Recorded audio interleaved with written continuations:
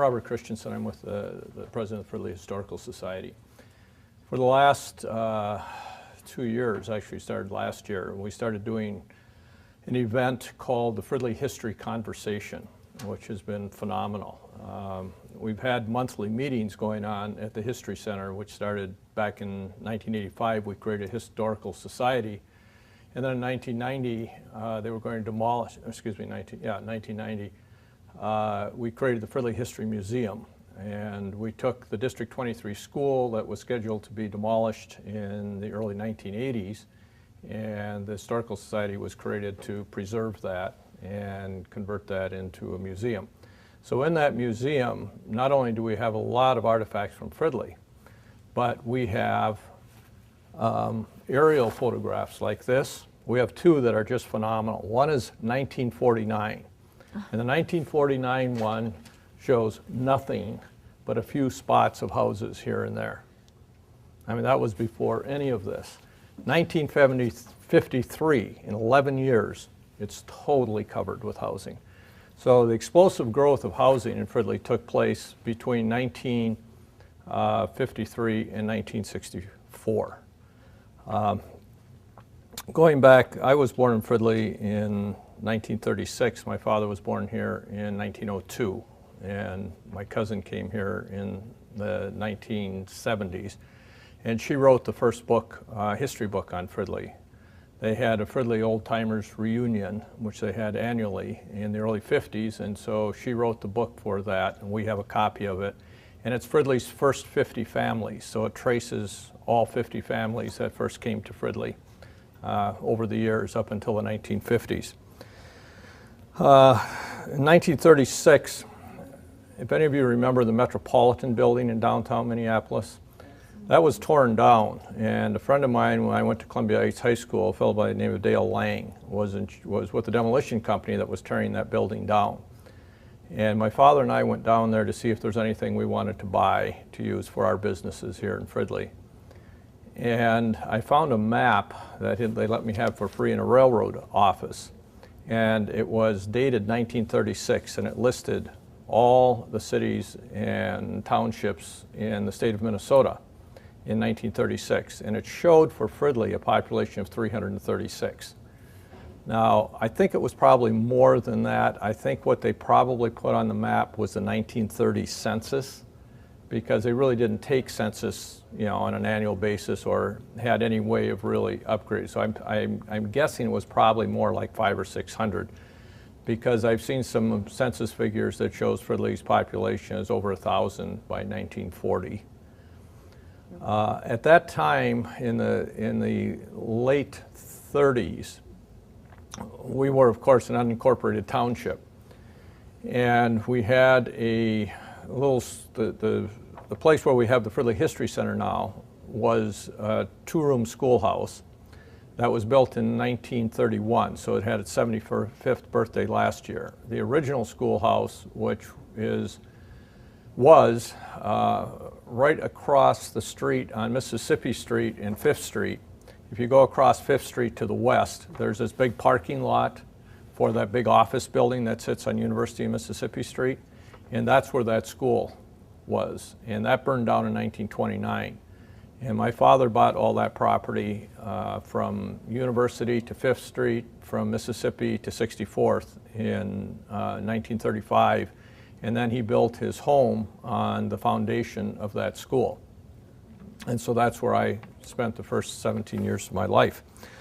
But when I started school at District 23 school, we had 2 classrooms, 4 grades, and 2 teachers. The year before, it was 8 grades. So originally it went from 1931 until 1939. It was eight grades. But that was when the population began to grow, was right at the end of the 1930s. And then it slowed down during the war years, because a lot of the young men, of course, were off fighting the war, Second World War, and so things were pretty quiet in Fridley during that period of time. We had an active organization called the Fridley Boosters Club back then, which in the late 50s or sometime in the 50s became the Fridley Commercial Club, And then in the late 50s, it became a Fridley Chamber of Commerce. In the 40s, we had, going in our favor as a community, we had these 3 roads running right into Minneapolis: East River Road, University, and Central Avenue. And so it was a lot of traffic, so it was very easy to get to downtown Minneapolis with 3 roads going right through Fridley. And that made it a very attractive place for people to build their homes and live, because it's a very short distance. Fridley, actually, our south boundary is the city of Minneapolis. So it was very easy for people to either drive to Columbia Heights and take the streetcar to get to work, or someone would drop them off and they could take the streetcar, or they could commute by their own vehicles.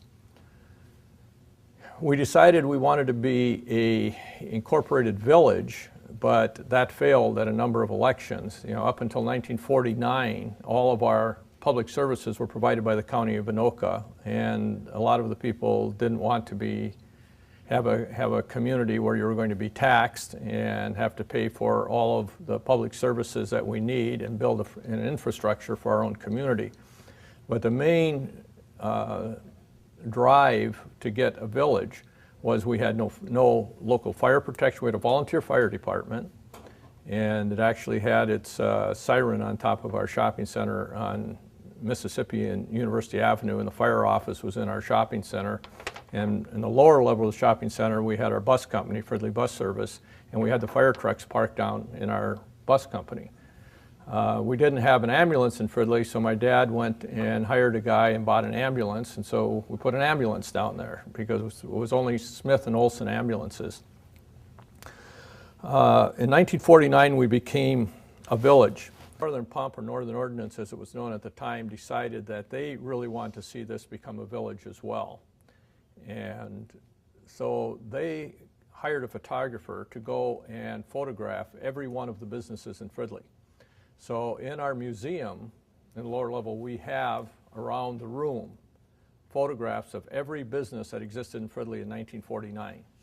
And they were all very small businesses. So most of the population we had that didn't work at these small businesses in Fridley actually commuted to Minneapolis or St. Paul or other places where there was employment available.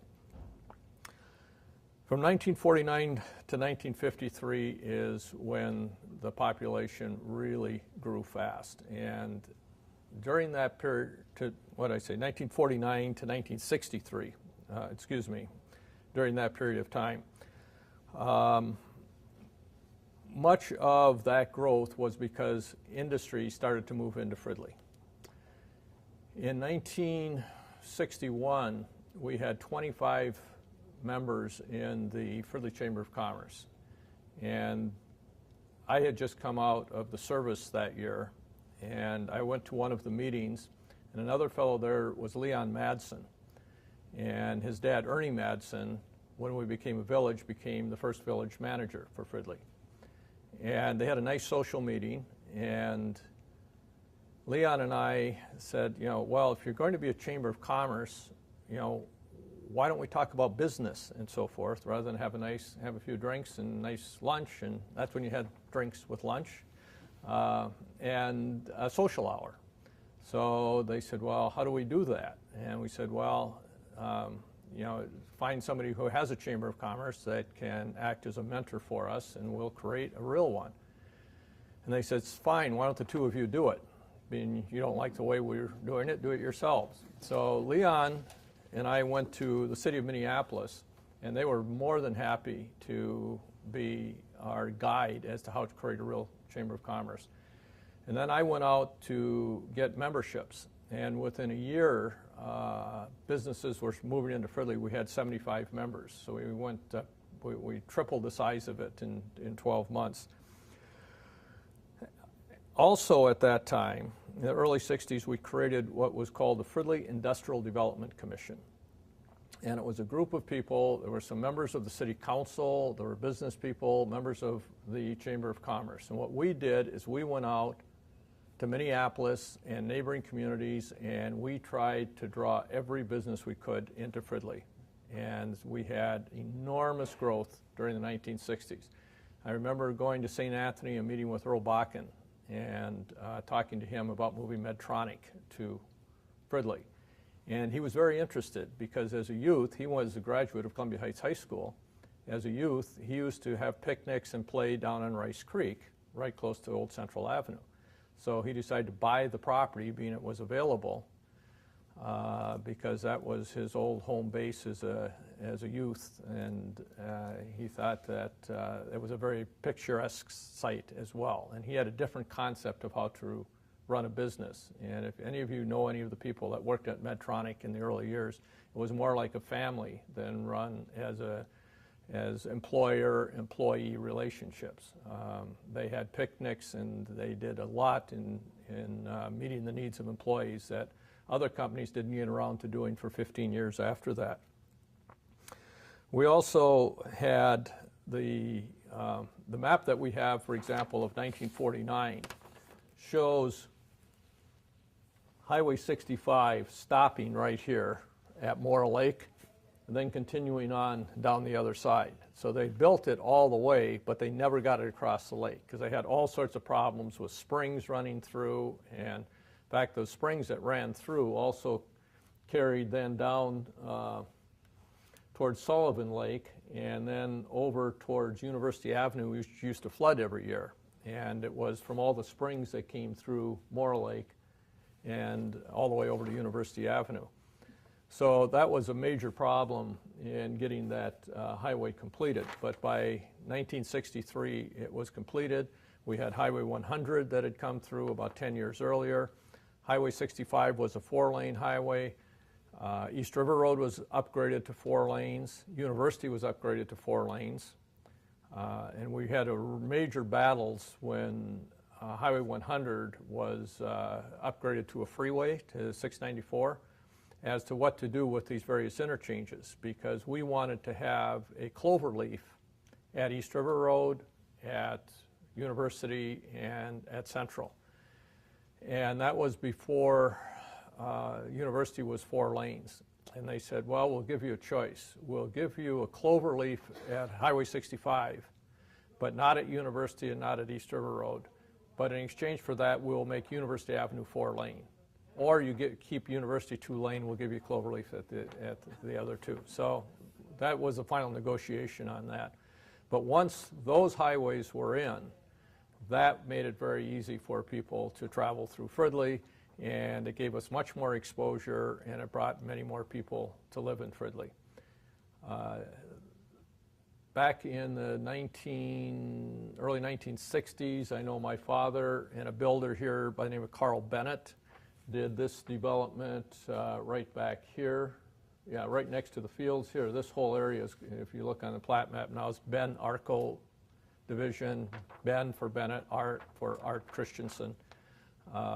And there were a number of other housing developments. My uncle Waldo Ullman, he did the entire road system in the mid-1950s for this area where between Rice Creek and Mississippi and 65 and University Avenue. So that's when that major housing development went in. There was actually more demand for housing in Fridley than we had housing stock available. So the 50s and the 60s, early 60s, was the great housing boom in Fridley. We had great neighborhoods. We had wonderful schools. Hayes School was built in about 1960. Early 60s, was blown down by the tornado, had to rebuild it again after 1965. And then after it was Hayes, and then Parkview and Riverwood and Rice Creek School and what was the one up on Gardena and Stevenson off on East River Road. And then housing really leveled off, and of course we went to smaller families after the baby booms of the 1950s, and so now almost all of those schools have closed. There's only 2 of them, 2 elementary schools left in Fridley. Let's see, by 1970 we reached a population of 30,000 people in Fridley, and it's stayed static now for 35 years.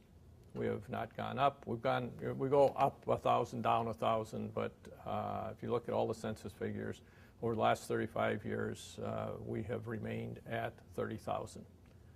So that's pretty much what I know about how housing developed over the last whatever my lifetime is. I lost count. 70 years. And yeah, it was the different types of housing was also very interesting. Back in the 1940s, the housing, if you look along University Avenue between Mississippi Street, actually between 61st and 694, that area was known as Peaceful Valley. And none of those homes had wood floors or cement floors. They're all dirt floor homes. And I remember the kids that used to come on our buses, we'd pick them up to take them to school, and they all came barefoot. You know, many of them didn't have shoes. It was a very poor area in Fridley. There were some larger, nicer homes on the east side of Moore Lake, because there's nice views. The lake was there, and it was used for fishing and so forth. And then going up East River Road, as was mentioned earlier, I mean, this developed, but because of its propinquity to the river, and that being a major route into downtown Minneapolis, plus we had the streetcar line that ran all the way up to Anoka. So that's what made it very attractive. There's another streetcar line that ran just west of the railroad tracks. If you know where Redeemer Lutheran Church is, okay, there was a streetcar line that ran right along the west edge of that property. And I remember it well because when I was young, I was going to Bible school at Redeemer Lutheran Church, and one day the conductor of the train stopped there, and he would go in and have coffee with the teachers and then go back and get on his train. Well, Reverend Sutherland was the pastor of the church, and his son John was the same age as I was, and so we went to District 23 school together. And his son John and I went out and got on the train while he was having coffee and found a way to put it into motion. Uh-oh. And after it had gone a few hundred feet, here comes the conductor racing after the train, and one of the more exciting things we did. Mr. Christenson, where was the other streetcar line then? Oh, so when you said There's was on one the over east here side off of just on the other side of East River Road. In fact, okay, so on the our west history side. Conversation that we had, I mentioned we have these history conversations. And what we've been doing is taking things that happen in Fridley. And we did one on Fridley grocers a couple months ago. We've done Fridley churches. We've done Fridley nightclubs. This last one in February, it was, what were your first impressions when you moved to Fridley? And we had impressions going back from 1916, all the decades up, with over 30 people there to tell their first impressions of coming to Fridley. And one of them talked a lot about the different businesses and other things going on. And we videotape all of those presentations. So we have 8 of them. Our next one is coming up on this coming Monday. They're free. They're at 7 p.m. On Monday at the History Center. And it's going to be on Fridley doctors. And so the early doctors. We're going to be doing one on Fridley elementary schools. We're going to have one on Fridley murders coming up in July. There's a Spring Lake Park police officer that is doing those presentations on Fridley murders. He's been writing a book on this. So that's going to be in July. But it's always held the second Monday of the month. There's none in April because we're having our annual fundraising lasagna dinner, raffle, and auction, and that's going to be at Broadway Bar and Pizza up on University Avenue. And then there's one more coming up in September. I forget what the topic is for that one. But that's how we're gathering a lot of the information about Fridley. And we want to have this so that we can have it in our archives and people 100 years from now can hear it directly from quote unquote the horse's mouth, you know, as to rather than have some historian try and dig back like we're trying to do now, have someone who actually lived here at this time. And for the sesquicentennial, one of the things we're hoping to do, I'm working with this, the School District 14 to do a photo shoot and have anybody who's got a camera in Fridley and work with the kids as well and do a day in the life of Fridley and have everybody go out and take pictures, and then we'll put all that together for an exhibit and then perhaps make a book out of it as well that we'll make available. So we have 13 events that we put on every year, one every month and two in December. But the neighborhoods that people talked about when we had the last history conversation was very interesting. And so I learned a lot about other people that had developed housing and how it was developed. When we did the one on Fridley nightclubs, there was a nightclub called the Oak Grove Inn, and it would be right here, right in the middle of Highway 65. This is being, oops, too far up, Mississippi. Here's Mississippi Street. Right in the middle of Highway 65 back then in the 20s, that was all forested land. So this nightclub was built as a speakeasy because it was Prohibition at the time. So they hid it back in the trees. And there's tunnels that led out to a boiler room and so forth, so if they're ever raided, they had a place everybody could run to. And that, after Prohibition ended, two families, the Granlunds and the Nesses, purchased the property and built their homes by tearing down the nightclub and using all the lumber from the nightclub to build their homes. So that's another way homes were built in Fridley. Of course, it was if you see the early, some of the early maps of Fridley that shows the topography where there's a lot of trees in Fridley, and so there was readily available lumber. And also, that also helped some of the early housing development is that lumber came down the Mississippi River and was dropped off where Banfield's Tavern was. And so that tavern was built out of lumber that actually came down the Mississippi River. That's about all I can think of right now. I didn't prepare anything. I was just thinking, wrote some notes while I was sitting there. So